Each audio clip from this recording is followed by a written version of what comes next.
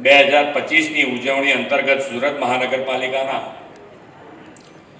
₹73.1 કરોડના વિવિધ પ્રકલ્પોના લોકાર્પણ અને 362.45 કરોડના પ્રકલ્પોના ખાતમુહૂર્ત પ્રસંગે આપણી સૌની સાથે મંચ ઉપર ઉપસ્થિત યશસ્વી પ્રદેશ પ્રમુખ શ્રી અને કેન્દ્રીય જળશક્તિ મંત્રી શ્રી CR પાટીલજી, મારા સાથી મંત્રી શ્રી કનુભાઈ દેસાઈ, શ્રી હર્ષભાઈ સંઘવી, શ્રી મુકેશભાઈ પટેલ, સાંસદ શ્રી મુકેશભાઈ દલાલ, સુરત મહાનગરપાલિકાના મેયર શ્રી દક્ષેશભાઈ માવાણી, મારા સાથી ધારાસભ્ય શ્રી પૂર્ણેશભાઈ મોદી, શ્રી કિશોરભાઈ કાનાણી, શ્રી અરવિંદભાઈ રાણા, શ્રી કાંતિભાઈ બલ્લર, શ્રી વિનોદભાઈ મોરડિયા, શ્રી પ્રવીણભાઈ ભોગારી, શ્રીમતી સંગીતાબેન પાટીલ, શ્રી મનુભાઈ પટેલ, સુરત મહાનગરપાલિકાના deputy mayor doctor Narendrabhai Patil, Surat મહાનગરપાલિકાના શાસક પક્ષના નેતા શ્રીમતી શશીબેન ત્રિપાઠી, દંડક શ્રી ધર્મેશભાઈ વાણિયાવાલા, કમિશનર શ્રી, કલેક્ટર શ્રી, GIZના પ્રતિનિધિ શ્રી નિકોલસ તથા કોર્નોલિયા, આમંત્રિત સર્વ મહાનુભાવો, પ્રેસ મીડિયાના મિત્રો, સૌને મારા નમસ્કાર. આજે આપણા સૌ માટે ગૌરવનો દિવસ છે. આજે કારગિલ વિજય દિવસ છે. કારગિલ યુદ્ધના વિજયમાં અમર બલિદાન આપનાર રાષ્ટ્રવીરો, સશસ્ત્ર દળોના પરાક્રમી મહાનાયકોને હું વંદન કરું છું.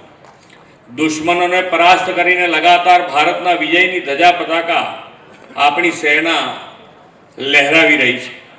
કારગિલ વિજય દિવસથી શરૂ થયેલી આપણી સૈનિકોની પરાક્રમ ગાથા વિશ્વ નેતા અને યશસ્વી વડાપ્રધાન શ્રી નરેન્દ્રભાઈ મોદીના નેતૃત્વમાં સર્જિકલ સ્ટ્રાઇક, એર સ્ટ્રાઇક અને તાજેતરમાં ઓપરેશન સિંદૂરની જ્વલંત સફળતા સુધી પહોંચી છે.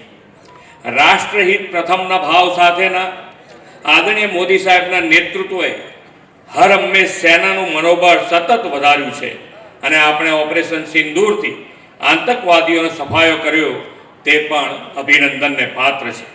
સુરક્ષા અને સલામતી પાયાની અને પહેલી શરત છે. યશસ્વી વડાપ્રધાન શ્રી નરેન્દ્રભાઈ મોદી દેશની સુરક્ષા અને જનજનની સલામતીને ટોપ પ્રાયોરિટી આપી છે. દેશ માટે સમર્પિત, ગરીબો વંચિતોના કલ્યાણ માટે પ્રતિબદ્ધ અને સૌના સાથ, સૌના વિકાસ, સૌનો વિશ્વાસ અને સૌના પ્રયાસથી વિકાસની રાજનીતિનો તેમણે ઇતિહાસ રચ્યો છે. સુશાસનના પ્રેરણા સ્ત્રોત આદરણીય મોદી સાહેબના વડાપ્રધાન તરીકેના સફળ કાર્યકાળના પણ આપણા માટે એ પણ આજે ગૌરવનો દિવસ છે કે સાહેબે આજે 4079 દિવસ આજે પૂર્ણ થયા છે. આ સમય દરમિયાન મોદી સાહેબે એક પણ દિવસનો વિરામ લીધા વગર રાષ્ટ્ર સેવામાં સતત અવિરત સેવારત રહીને એક સાચો જનસેવક કેવો હોય તેની અમીછાટ આપણા ઉપર ઉપસાવી છે. ગામડાથી લઈને શહેરો અને અન્નદાતાથી લઈને ઉદ્યોગ, દરેક ક્ષેત્રના સર્વગ્રાહી વિકાસને તેમણે રાષ્ટ્રમંત્ર બનાવ્યો છે. વડાપ્રધાન શ્રી નરેન્દ્રભાઈ મોદીના નેતૃત્વમાં 11 વર્ષમાં વિકાસની સ્પીડ અને સ્કેલમાં ખૂબ મોટો વધારો થયો છે અને શહેરીકરણના ક્ષેત્રમાં તેની સૌથી વધુ અસર દેખાઈ રહી છે. આજે દેશમાં શહેરોમાં નાગરિકોનું ઇઝ ઓફ લિવિંગ કેવી રીતે વધે તે માટે કંઈક નવું કરવાની, ઇનોવેટિવ પ્રોજેક્ટ કરવાની, શહેરોને ક્લીન અને ગ્રીન બનાવવાની તંદુરસ્ત સ્પર્ધાનું વાતાવરણ ઊભું થયું છે. વડાપ્રધાનશ્રીના નેતૃત્વમાં શહેરોમાં થતા પ્રોજેક્ટ અને ઇનોવેશનને રાષ્ટ્રીય સ્તરે પણ પ્રશંસા અને ઇનામ મળે છે. સુરતને તાજેતરમાં સુપર સ્વચ્છ લીગમાં સમગ્ર ભારતમાં સર્વાધિક માર્ક સાથે પ્રથમ સ્થાન પ્રાપ્ત થયું છે. તે માટે સૌને ખૂબ ખૂબ અભિનંદન પાઠવું છું. અહીં બેઠેલા ઘણા લોકોને તાપી પૂરના પાણીથી તારાજ થયેલું સુરત જોયું હશે. આદરણીય મોદી સાહેબે પૂરની આપત્તિને વિકાસના અવસરમાં પલટાવીને ફરી સુરત સોનાની મૃત કહેવત સાચી પડવાની દિશામાં શહેરી વિકાસના નવા આયામો અપનાવ્યા છે.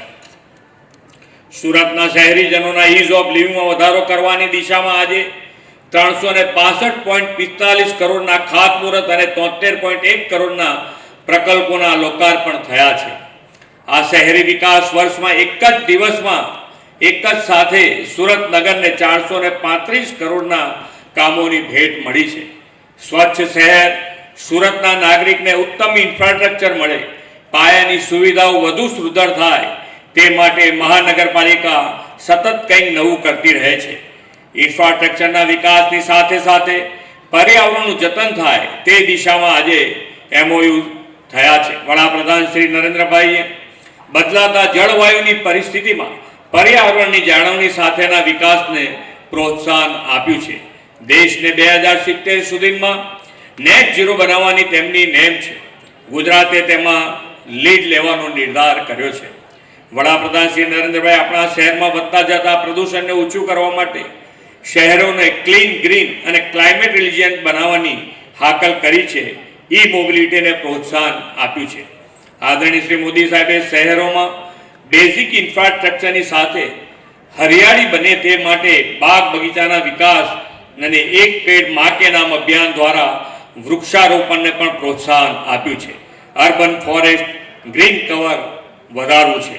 કેચ ધ રેન, આપણી પાસે એવું વિઝનરી લીડર છે કે જેમાં આગળનું ભવિષ્યમાં પણ આપણને કોઈ તકલીફ ના પડે એના માટેની વ્યવસ્થા આગળને આગળ આપણે કરતા જઈ રહ્યા છીએ. જે રીતે અત્યારે પાટીલજી અહીંયાથી કીધું એમ કેચ ધ રેન, એટલે અત્યારે જે પાણી આપણે વાપરીએ છીએ પણ ભવિષ્યમાં પાણીની તકલીફ ના પડે એનું આજથી આયોજન એ કેચ ધ રેન અંતર્ગત દરેકે આખા દેશમાં એક મુહિમ તરીકે માનનીય પાટીલજીએ ચલાવ્યું છે. અને જે પ્રમાણે ગુજરાતે જે લીડ લીધી છે એ હમણાં કીધું કે ભાઈ 6ઠ્ઠા નંબરથી આપણે 1 નંબર ઉપર આવ્યા છે અને આપણે હવે ટકી રહેવા માટે એ દિશામાં ખૂબ મહેનત રોજે રોજ કરવી છે. અને તો જ ટીપે ટીપું વરસાદનું પાણી સંગ્રહ થાય તો સંગ્રહ કરીએ, અને ના થાય તો ટીપે ટીપું પાણી જમીનમાં કેવી રીતે ઉતરે એના માટેનો આપણા સૌનો પ્રયત્ન હોવો જોઈએ. અર્બન ટ્રાન્સપોર્ટેશનના વિઝનથી સુરતમાં દેશનો સૌથી લાંબો 108 કિલોમીટરનો BRTS રૂટ નિર્માણ થયો છે. પર્યાવરણ જતન માટેના મોદી સાહેબના વિઝન અનુરૂપ હવે આ BRTS કોરિડોરમાં 450 જેટલી ઇલેક્ટ્રિક બસોનું સંચાલન કરનારું દેશનું પહેલું શહેર આપણું સુરત છે. સ્વચ્છતામાં અગ્રેસર, Surat green, clean, environment friendly industrial development city તરીકે અર્નિંગ વેલ, લિવિંગ વેલને સાકાર કરશે તેવો પણ મને વિશ્વાસ છે. વડાપ્રધાન શ્રી નરેન્દ્રભાઈ મોદીએ શરૂ કરાવેલી વાઇબ્રન્ટ સમિટના પરિણામે ગુજરાતમાં વેપાર ઉદ્યોગ વધ્યા અને સુરત જેવા શહેરો આર્થિક ગતિવિધિના કેન્દ્રો બન્યા છે.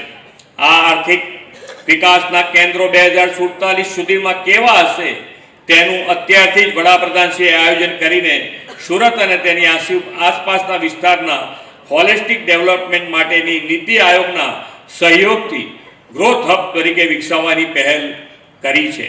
સુરત તો ડાયમંડ ઇન્ડસ્ટ્રીઝ અને ટેક્સટાઇલ ઉદ્યોગનું મોટું હબ છે.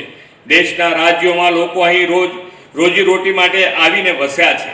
ગુજરાતે 2047 સુધીમાં $3.5 ટ્રિલિયન ઇકોનોમી બનાવી અને 34 લાખ જેટલી નવી રોજગારીનું સર્જન કરવાની આપણી નેમ છે. તેમાં સુરત મોટું યોગદાન આપશે. વિકસિત ભારત 2047 માટે વિકસિત ગુજરાતનો જે રોડમેપ આપણે તૈયાર કર્યો છે તેને સાકાર કરવા રાજ્યના અન્ય વિસ્તારોમાં પણ આવનાર દિવસોમાં ગ્રોથ હબ તરીકે વિકસાવવાના છે. શહેરી વિકાસ વર્ષની ઉજવણી કરી રહ્યા છીએ. તેમાં Surat cleanliness, sustainable and holistic ડેવલપમેન્ટથી વર્લ્ડ ક્લાસ સિટી બને તે માટે સુરતના દરેક નાગરિકની ભાગીદારી એટલી જરૂરી છે. શ્રી નરેન્દ્રભાઈએ વિકસિત ભારત 2047નો સંકલ્પ કર્યો છે. તેને પાર પાડવામાં વિકસિત સુરતથી વિકસિત ગુજરાત અને વિકસિત ભારતનું નિર્માણ સૌ સાથે મળીને કરીશું એવા વિશ્વાસ સાથે વિરમું છું. ભારત માતા કી જય. વંદે માતરમ. જય જય ગરવી ગુજરાત.